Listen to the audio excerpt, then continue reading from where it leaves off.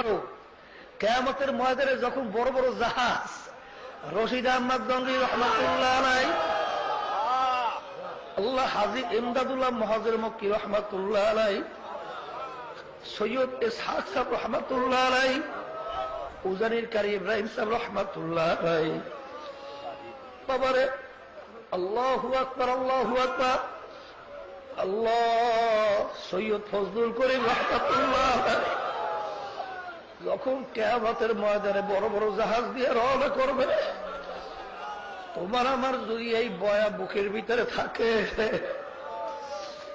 ডাক দিয়ে বলবে আল্লাহ আল্লাহ। ওদেরকে বলছিলাম কথা ছাড়ে না, আমাদের কথা অনুযায়ী ঔষধ ব্যবহার করছে। মাবুদের দরবার বলবে মাবুদ গো,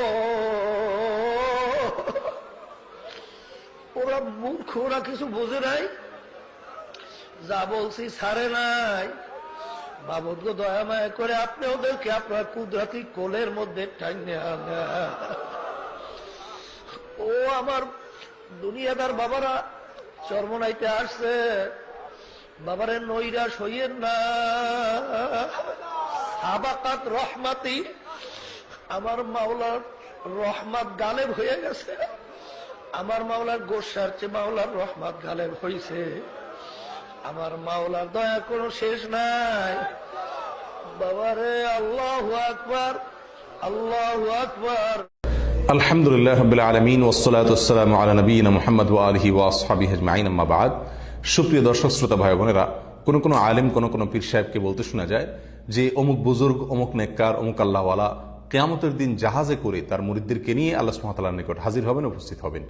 এই উক্তি, এই মন্তব্য কোরআন এবং সুন্নাহর সাথে কতটুকু সঙ্গতিপূর্ণ, ইসলামের সাথে কতটুকু সঙ্গতিপূর্ণ, আজ আমরা সেই বিষয়ে আলোচনা করবো ইনশাআল্লাহ বিইজনিল্লাহ। এই মন্তব্যের একটি অংশ, এটিকে কোরআন এবং সুন্নাহর সাথে কিছুটা সঙ্গতিপূর্ণ বলা যেতে পারে, আর তা হলো দুনিয়াতে মানুষ যাকে ফলো করবে, যাকে অনুসরণ করবে, যাকে নেতা হিসেবে মানবে, যাকে ভক্তি করবে, ভালোবাসবে, কিয়ামতের দিন তার সঙ্গে তার হাসর হবে, তার সঙ্গে সে উঠবে।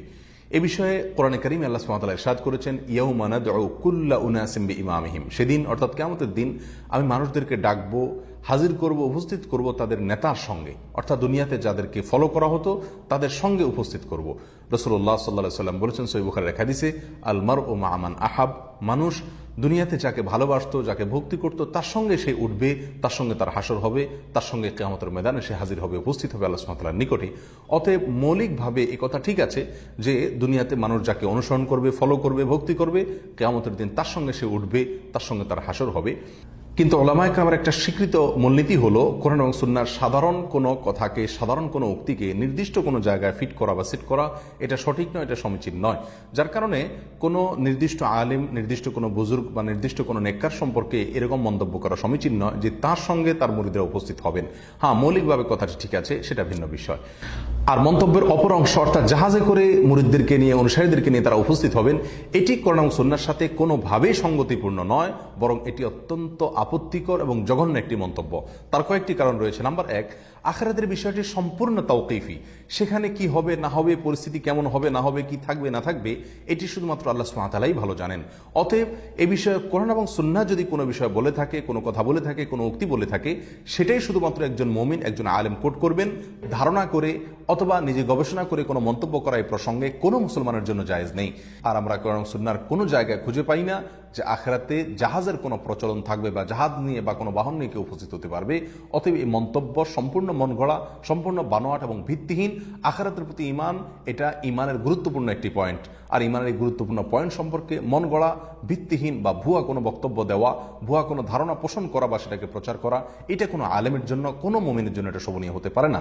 দ্বিতীয় কারণ হলো, কিয়ামত এমন কোনো ময়দান, এমন কোনো মাঠে প্রতিষ্ঠিত হবে না যে মাঠটি আজকের কোনো নদীর পাড়ে অনুষ্ঠিত মাহফিলের মাঠের মতো, মাহফিলের ময়দানের মতো, যে সেখানে জাহাজ নিয়ে কোনো বুজুর্গ বা কোনো নেককার উপস্থিত হবেন, এরকম কোনো মন্তব্য আমরা করে দিলাম। এই প্রসঙ্গে আল্লাহ সুবহানাহু ওয়া তাআলা বলেছেন, ইয়াউমা তুবাদদালুল আরদ গায়রাল আরদি ওয়াস সামাওয়াত আজকে পৃথিবীর যে ধরন আছে, আজকের পৃথিবীর যে আকৃতি এবং প্রকৃতি রয়েছে, সেদিন তা থাকবে না, সম্পূর্ণ পরিবর্তিত হয়ে যাবে। রাসূলুল্লাহ সাল্লাল্লাহু আলাইহি ওয়াসাল্লাম বলেছেন সহিহ বুখারী এবং মুসলিমের এক হাদিসে, কিয়ামতের ময়দান কায়েম হবে, মানুষকে একত্রিত করা হবে, হাসর করা হবে এমন একটি জমিনের উপরে, যে জমিনটি হবে আরদ আফরা আরদ বাইদা, যেটি সম্পূর্ণ সাদা মরুভূমির মতো জমিন হবে। সেখানে কোনো পানি থাকবে অথবা জাহাজ বেড়ার সুযোগ থাকবে, এরকম ধারণা শুধুমাত্র কল্পনাতেই সম্ভব। বাস্তবে এরকম কোনো কথা বলা কোনো মুমিনের জন্য শোভনীয় নয়, কারণ সুন্নাহর সাথে এটি সম্পূর্ণ সাংঘর্ষিক একটি মন্তব্য এবং মন গড়া এবং ধারণাপ্রসূত একটি বক্তব্য শুধুমাত্র। তৃতীয়ত, কিয়ামতের দিনের ভয়াবহতা কত চরম পর্যায়ে পৌঁছাবে এই প্রসঙ্গে আয়েশা রাদিয়াল্লাহু তাআলা একটি হাদিস উল্লেখ করা যেতে পারে। তিনি বর্ণনা করেছেন যে রাসূলুল্লাহ সাল্লাল্লাহু আলাইহি ওয়াসাল্লাম ইরশাদ করেছেন, ইউহশারুন নাসু ইয়াওমাল কিয়ামাতি হুফাতান উরা, কিয়ামতের দিন মানুষকে উপস্থিত করা হবে, একত্রিত করা হবে এমন অবস্থায় যে তাদের পায়ে কোনো জুতা থাকবে না এবং পরনে শরীরে কোনো কাপড় চোপড় থাকবে না, অর্থাৎ সম্পূর্ণ উলঙ্গ এবং বিবস্ত্র অবস্থায় আল্লাহ সুবহানাহু ওয়া তাআলা তাদেরকে উঠাবেন। এই কথা শুনে রাসূল আকরাম সাল্লাল্লাহু আলাইহি ওয়াসাল্লামকে আয়েশা রাদিয়াল্লাহু তাআলা প্রশ্ন করেছিলেন, ইয়া রাসূলুল্লাহ, তাহলে সেদিন তো নারী এবং পুরুষ একে অন্যদিকে দেখাদেখি করবে, পরিস্থিতি অত্যন্ত বিব্রতকর এবং লজ্জাস্কর হবে।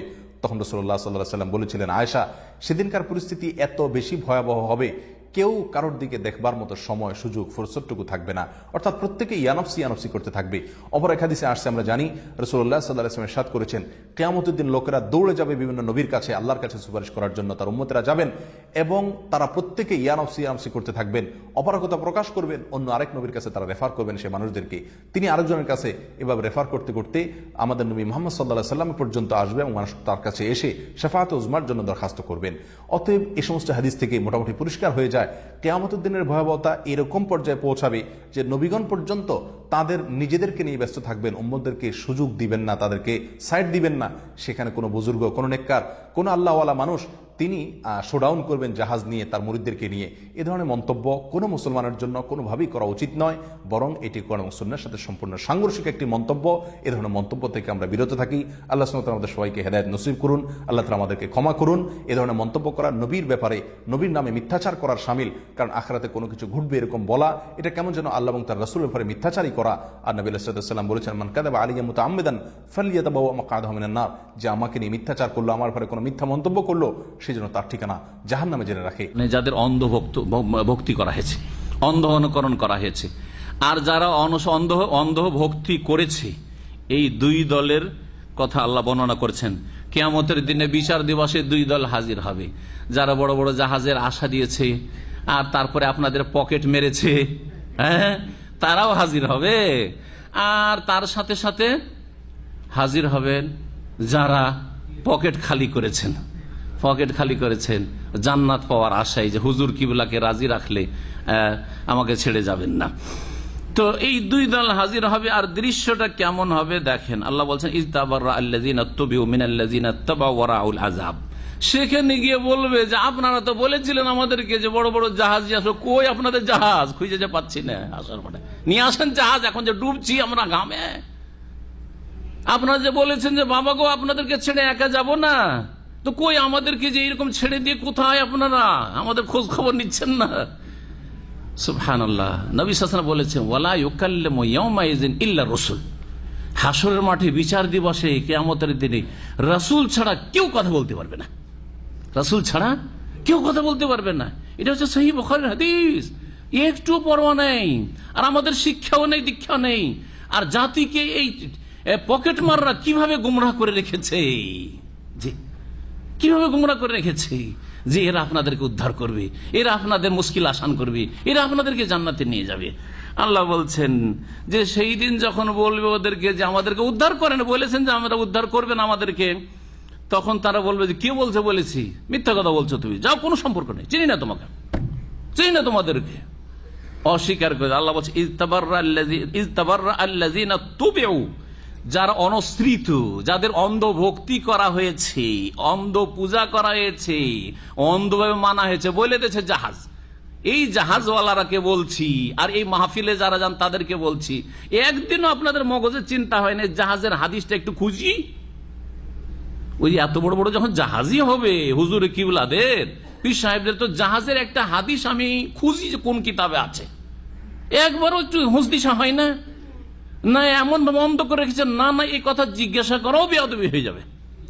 সমস্যাটা এইটা, জি জিজ্ঞাসা করাও চরম বেয়াদবি হয়ে যাবে, পুড়ে ছাই হয়ে যাবেন, ছারকার হয়ে যাবেন, একেবারে হিন্দু ধর্মের মতো। যদি শূদ্র নিচু জাত যদি বেদ ছুঁয়া নাই তো পুড়ে ছারখার হয়ে যাবে, ওই রকম ব্যাপার স্যাপার আছে। যখন সম্পর্ক ছিন্নের ঘোষণা করবে, ইত্তাবাররাল্লাযিনা কারা আল্লাযিনা তুবিউ, ওই সব লোকেরা যাদের অন্ধ অনুসরণ করা হয়েছে, অর্থাৎ যারা পীরেরা বড় বড় আশা দিয়ে রেখেছে, তারা সম্পর্ক ছিন্নের ঘোষণা করবে। কাদের থেকে? আমাদের থেকে না, আমাদের সম্পর্কের দরকার নেই ওদের সাথে, আমাদের নবী মুহাম্মদ সাল্লাল্লাহু আলাইহি ওয়াসাল্লামের সাথে সম্পর্ক থাকলেই যথেষ্ট। বোঝা গেছে? তার আগে আল্লাহ রাব্বুল আলামিনের সাথে সম্পর্ক অন্তরের আর ইবাদত বন্দেগীর থাকলে হলো, সুসম্পর্ক থাকলেই হইল। তার থেকে মিনাল্লাযিনা তাবাউ, ওই সব লোকদের থেকে, জনগণ থেকে, মুরিদান থেকে, যারা অন্ধ অনুসরণ করেছে, অন্ধভাবে তাদের কথা মেনে নিয়েছে, সম্পর্ক ছেদের ঘোষণা করবে। না, তোমাদেরকে চেনে না, কে বলছে জাহাজের কথা বলেছি, কোথায় তোমার কাছে প্রমাণ আছে? সেখানে তার কোনো সার্টিফিকেট থাকবে না যে নিয়ে গেছে লিখিত করে, আর এই মোবাইলও থাকবে না যে রেকর্ড করে নিয়েছে। এই জাহাজের কাহিনী যে আজকাল ইন্টারনেটে আছে, ইউটিউবে আছে, ওইটা যদি থাকতো তো কাজ দিত হাসরের মাঠে, কাজ দিত না? এই মোবাইলটা যদি রাখতে পারেন হাসরের মাঠে আর রেকর্ড করে, তাহলে কিন্তু কাজে আসবে। যে এই তো আপনার আওয়াজে বলেছেন যে আমাদের বড় বড় হুজুরে কিবলারা বড় বড় জাহাজ নিয়ে আসবে, এটা থাকলে কাজ হবে। আমি বলছি মুরিদানদেরকে যদি রাখতে পারেন তাহলে খুব মুরিদ হয়ে থাকেন, সেদিন কিন্তু ফাঁসাইতে পারবেন ওদেরকে। জি, না হলে ওরা অস্বীকার করবে, তাবাররা, জি, বারাতে ঘোষণা করবে, কোন সম্পর্ক নেই, এসব কথা বলেনি, মিথ্যা কথা বলছো তোমরা। ওরা আউল আযাব, তখন সামনে আযাব প্রত্যক্ষ করবে, দেখবে। ওয়া তাকাত্তাত বিহুমুল আসবাব, আর সমস্ত রকমের সম্পর্ক ছিন্ন হয়ে যাবে। সমস্ত রকমের সম্পর্ক কি হয়ে যাবে? ছিন্ন হয়ে যাবে, কোনো সম্পর্ক থাকবে না। একমাত্র তাকওয়ার সম্পর্ক, আল্লাহ ভীরুতার সম্পর্ক, ঈমানের সম্পর্ক থাকবে, আর কোন সম্পর্ক থাকবে না। ওয়াকালাল্লাযিনা তাবাউ, তখন ওই লোকেরা বলবে যারা অন্ধ অনুসারী ছিল, লাউ আন্না লানা কাররাতান, আমরা যদি একবার ফিরে যেত, কাররাতান মানে রাজাতান, পৃথিবীতে ফিরে যেতে পেতাম, ফানাতাবাররা মিনহুম কামা তাবাররাউ মিন্না, আর এরাও যদি দুনিয়ায় ফিরে যেত, তাদের থেকে সম্পর্ক ছিন্ন ঘোষণা করতাম, যেমন আজকে এরা সম্পর্ক ছেদের ঘোষণা করে দিল যে আমরা তোমাদেরকে চিনি না।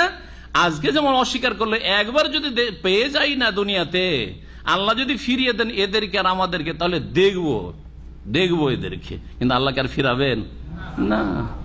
কাল্লা, আল্লাহ বলছেন কোশ্চিন কালো না, আর ফিরানো হবে না, কোনো সংশোধনের সুযোগ নেই।